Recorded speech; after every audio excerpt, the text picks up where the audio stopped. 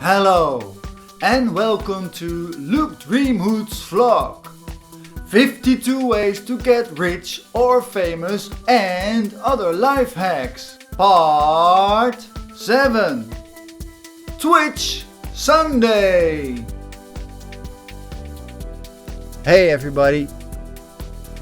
Today you can see all the episodes of part 7 of 52 ways to get rich or famous and other life hacks. And it was a great week. I hope you enjoy it. Hello and welcome to Luke Dreamhood's vlog. 52 ways to get rich or famous and other life hacks. Part 7. Twitter Monday. Hey everybody and welcome back. I'm at the Four Seasons. And no, it's not the landscaping company. It's a resort on Hawaii on the Isle of Lanai. At the end of the week you will know why I choose this spot. This week I want to talk about a man that flunked university and started building a database for the CIA. So tomorrow, Tumblr Tuesday, I will tell you all about it. On Facebook Wednesday, I would like to tell how ruthless he was when he was working in his company. And on Instagram Thursday, I would take a look at his houses, his cars, his yachts, and everything he owns. And on Vimeo Friday, I would like to see if he has a fear of dying. So that's interesting, isn't it? I don't know yet what I'm gonna do on TikTok Saturday, because after I have edited all the episodes I probably know and have some inspiration, so hopefully I'm gonna surprise you again. And on Twitch Sunday you can see all the episodes of part 7 of 52 ways to get rich or famous and other life hacks. I hope you have a fantastic week. See you tomorrow on Tumblr Tuesday. Bye. Hello and welcome to Luke Dreamhood's vlog. 52 ways to get rich or famous and other life hacks. Part 7. Tumblr Tuesday. Hey everybody. I'm talking about a man that in his youth had a sickness. He had something on his lungs, pneumonia, and he had a single mother, and the single mother gave him away for adoption to his aunt and uncle. So he went from New York, where he was born, to Chicago, and he was adopted. His mother, he called him his mother, was very kind, but his father thought he was good for nothing. Well, history shows a different story. Although this man flunked university, he started to work on a company that was creating a database for the CIA.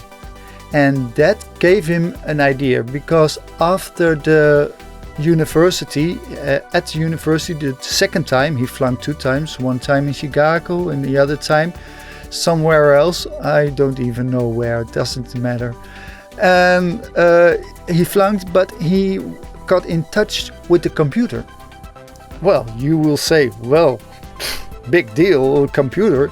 Well, it was the 70s and it only started with computers there. And what he did, he was educating himself to be a programmer and developer. So that's why he was working on the database, and he got a brilliant idea and thought, well, the CIA can use it, but maybe other companies can use it as well. And that's why he started his company, and it's called Oracle. I'm talking about Larry Ellison, and he is one of the richest men right now. He has billions, according to Forbes, because it's a great story and a fantastic story. But I have to remind you that it was in an era that computers were new, So he started with a big risk. He started the company with 3 other guys, but it was a success. And they were building databases for companies that could use them on their computers, like IBM and airlines and, like I said, the CIA as well. As you can see, he was a brilliant businessman. He had a very good insight about what could happen with the computers and especially with the internet. And we will see that he is a bit strange as well, because he has his own kind of telling people what he thinks, and well, not everyone appreciated that. But that's what I would like to talk about tomorrow. So tomorrow on Facebook Wednesday we're gonna see how his management style was. I see you tomorrow on Facebook Wednesday. Bye. Hello and welcome to Luke Dreamhood's vlog. 52 ways to get rich or famous and other life hacks. Part 7. Facebook Wednesday. Hey everybody and welcome back. We are still talking about Oracle or Larry Ellison. He had a strange management style and he called it management by ridicule. Others would say, well, he was an egomaniac and his motivation was driven on fear and greed. Well, it depends on how you see it, and people tell that this was a management style. It was not a conventional style, but it worked for Oracle. So, yeah, is it wrong? I don't know. This man made billions and he did it in his own way.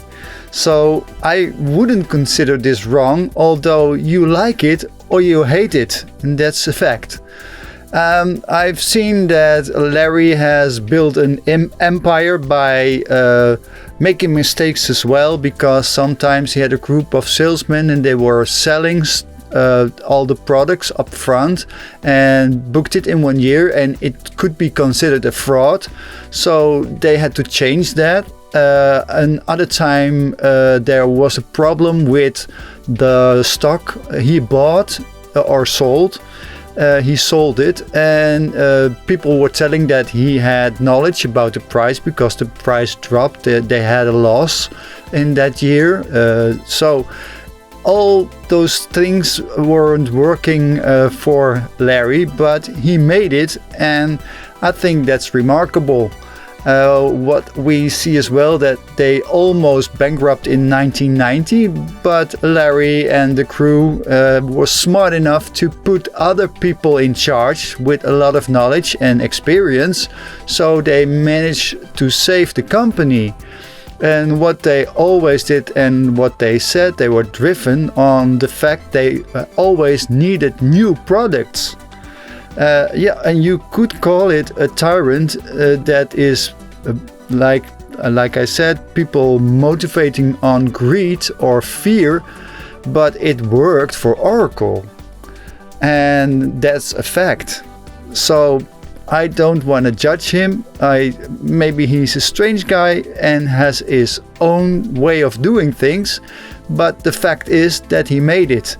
And he had an idea and a vision, and it was long before everyone knew about the internet or the possibilities. So I think this is very smart. If you look at some of the books that are on the internet, you can tell about Larry Ellison. You can tell what it says about him. So one of the titles is Software, and another title is The Difference Between God and Larry Ellison. Well, God doesn't think he is Larry Ellison. So, well, maybe it's not a real objective book, and I don't know, I haven't read it, but the title says enough for me. We have to admit that Larry Ellison is a very inspiring man.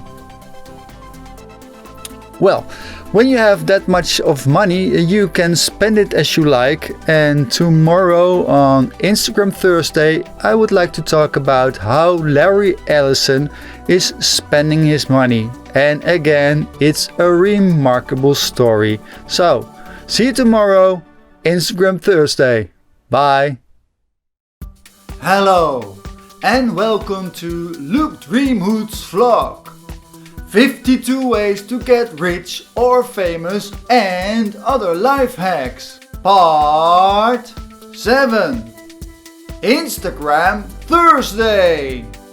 Hey everybody and welcome back, and we are still talking about the remarkable man Larry Ellison from Oracle, and I really think he is great. I admire him because of his lifestyle and the way he lives, about his cars, about his homes, about his yachts and about his sport and hobbies. Well, he was a playboy for sure. People consider him as a kind of a James Bond. I don't guess he has a license to kill, but he has a license to fly a military jet. And he is doing racing in sailboats and even won a cup one time, or maybe even more, I don't know. But he really liked the thrill, and we can see that this man really liked winning. He didn't want to fail at anything, that's for sure. And his flamboyant style of living with luxury cars and all those beautiful homes, it was paid by loans. He lived on a credit card because he had all the stock from Oracle, so he had a credit for about $1 billion, and that's how he funded his lifestyle. His lifestyle costed about 20 million a year, and he just spent it like someone was throwing cookies or candy away, and it didn't matter to him. And I really think that's great if you have the opportunity to live like that. Some people call him arrogant, but I don't mind, because that's his life, and I really admire the way that he succeeded in what he has achieved. We can tell by all the nice cars he was driving. He had a Bentley and a Lexus and even a McLaren. And when you look at it real close, you see the businessman every time, because he bought a McLaren a lot of years ago for around $1 million, and it was sold for $3.5 million again. And that's what you see with all the houses as well, because he is buying and selling. At the time he had a lot of lots on Carbon Beach. We've heard it before from David Gavin, and like I said, we have heard that name, and it was about a yacht, because Larry Ellison had bought a 200 million yacht, and then they were together with they split it, and they were having it around the time. But when you see, like, David Gavin bought the yacht for 300 million. So the winner is, yes, Larry Ellison again with 100 million. Well, that's nothing, is it? If you have about 60 billion in cash. I don't really know if it's not all cash, of course, and it's according to Forbes, so you never know, but he's worth it in stock. He also bought stocks for cars, the car from Elon Musk, worth $1 billion, and now it's worth 1.6 billion. So that's how it goes. It's like a business. So this is really a very good businessman, and he has a real strange way of doing things, but he made it. And he even bought a whole isle where I'm now, at Lanai, Hawaii.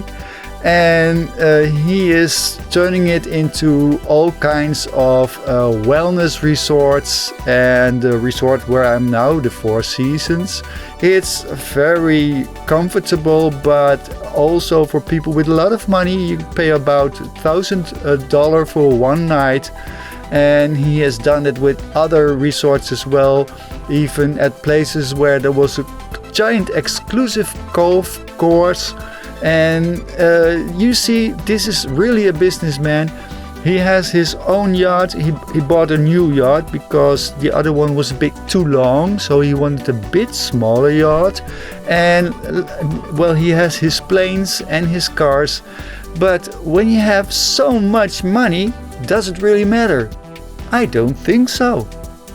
He is spending and buying, and what you see is like it doesn't matter how much he pays for a house, because he buys them, and he buys a lot of them in the neighborhood, and it changes the prices. So when you have a house there, your house will be worth a lot more.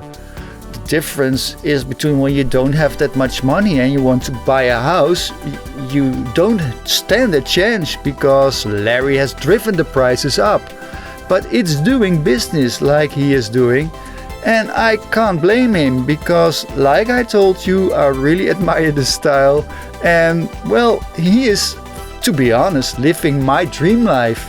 So why should I accuse him about being greedy or about being ignorant or whatever people accuse him of, egomaniac? I don't think so. He's just living the way he wants to live his way. And I think that's great. Tomorrow we're gonna talk about the Hawaii resort, because there's something going on with Larry as well. He has put a lot of money in research for anti-aging, so I wonder if he's afraid to die. Well, maybe everyone is. So tomorrow we're gonna take a look at that. See you tomorrow, Vimeo Friday. It's gonna be interesting. See you. Bye. Hello and welcome to Luke Dreamhood's vlog. 52 ways to get rich or famous and other life hacks. Part 7. Vimeo Friday.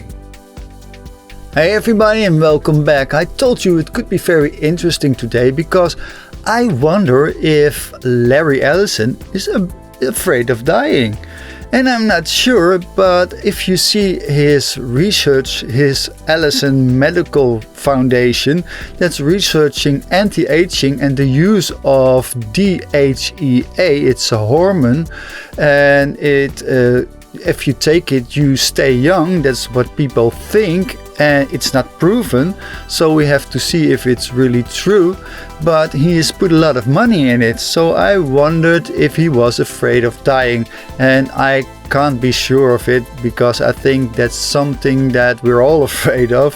Or I don't know if you are, but I know one fact for sure: I will die one day, and even Larry Ellison will die one day. That's the fact. And whether you have that much money or not, that comes for all. So it doesn't matter if you have that much of money, but we see that he is trying to look for a solution to stay alive longer. And I don't think that's bad, because it has to do with health and with a way of living, and that's why he started his wellness program and his wellness resorts as well. He had a real nice resort right here, and he is still building some more, and it's about living a healthy lifestyle. There is a hydroponic farm on Lanai. It's a farm that produces very nutritious food, and it's all computer driven. So it's a greenhouse and it's all driven by computer, and the purpose is to keep prices low and healthy and good food affordable. So I think that's a good cause to do something like that.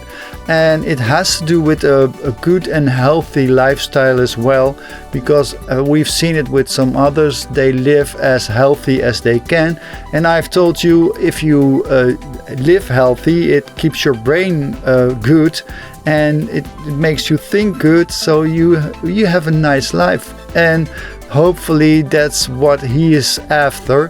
I'm not sure, but like I said, I really think this guy is a remarkable man with a remarkable lifestyle, and especially when I look around here on Lanai, I think it's beautiful, and I would like to have a lifestyle like that. And give me one nice cabin on the top of the hill with a view on the beach, and I would be happy. I have to make an honest remark, because I am happy already. So okay, I would like to have some money, but it doesn't mean I'm not happy about it. I just look at those lives, and that's why I'm vlogging about 50 ways to get rich or famous, because it intrigues me. It's about how you live your life as well. But it doesn't mean I'm not happy, because I'm happy with who I am and what I am and what I have. And if I would like to have more money, I have to work for it. I have to come up with ideas like Larry Ellison and try to make as much money as him, but I have to do it myself, and I can't blame someone who has success and done what I would have liked. So that's what I would like to say about this man, and about myself as well, and about the vlogs maybe. So tomorrow on TikTok, Saturday, I still don't know what I'm gonna do, and on Twitch Sunday you can see all the episodes of 52 Ways to Get Rich or Famous and Other Life Hacks, Part 7. Hello and welcome to Luke Dreamhood's vlog. 52 ways to get rich or famous and other life hacks. Part 7. TikTok Saturday. Hey TikTok! For my part 7, I have been in Lanai in Hawaii, and I have visited a hypotoxic farm. A hypotoxic farm. A hypotoxic farm. It was very interesting. It was really great. Hey, hope to see you in part 8. Hey everybody, I hope you had a lot of fun with this week and man, Larry Ellison. Like I said, it was a great week investing him, and I hope you enjoyed all the episodes about this remarkable billionaire. Well, next week in part 8 we're gonna look at another billionaire, and this time the youngest billionaire. Well, you can say the youngest again. Yes, there is always a youngest billionaire, so we're gonna look into the life of this man. See you next week. Part 8 of 52 Ways to Get Rich or Famous and Other Life Hacks. Bye!